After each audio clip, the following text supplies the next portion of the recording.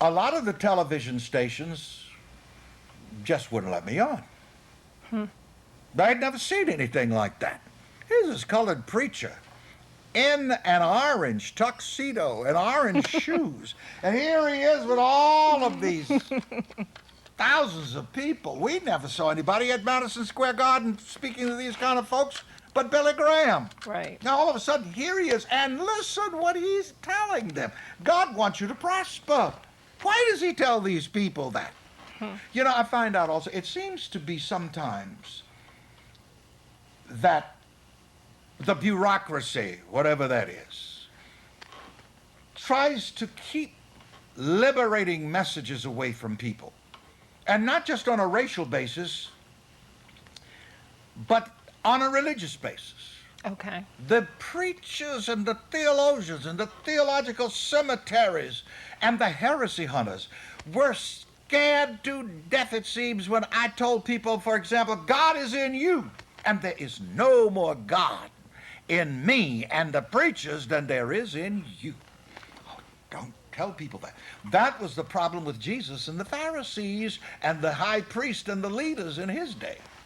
So when you say that they would not have let you on, if you had imagined your ministry starting in 66 or 67 or 68 on television, are you saying that the civil rights leaders would not have let you into that movement in that way, or? The television structure wouldn't. And I have to tell you a couple of things pretty fast that you're going to be interested in. I had opposition from black people. When we sent that television program and bought time in Jackson, Mississippi, James Meredith, the first black young man to integrate Ole Miss University, wrote and said, Reverend Ike, it's wonderful that I can see your program down here in Mississippi. It was called The Joy of Living. Immediately after that, we got word from the station. Some black leaders came to us and said to us, we don't want that kind of projection of black image down here. And of course, that's where I got just a little bit rankled and said, that's why you're so last on the list of all the states.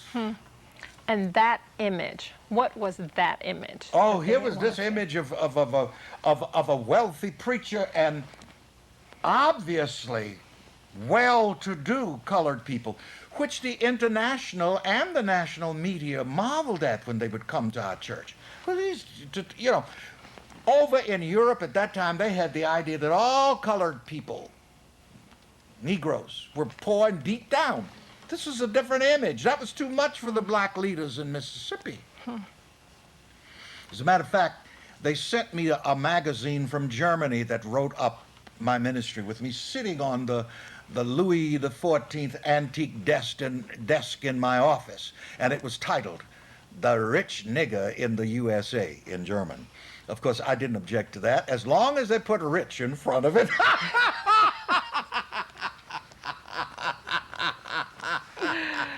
Wow. We'll probably have to continue this because I need to tell you about Malcolm. Me Yes. and Malcolm! Yes. Would you believe it?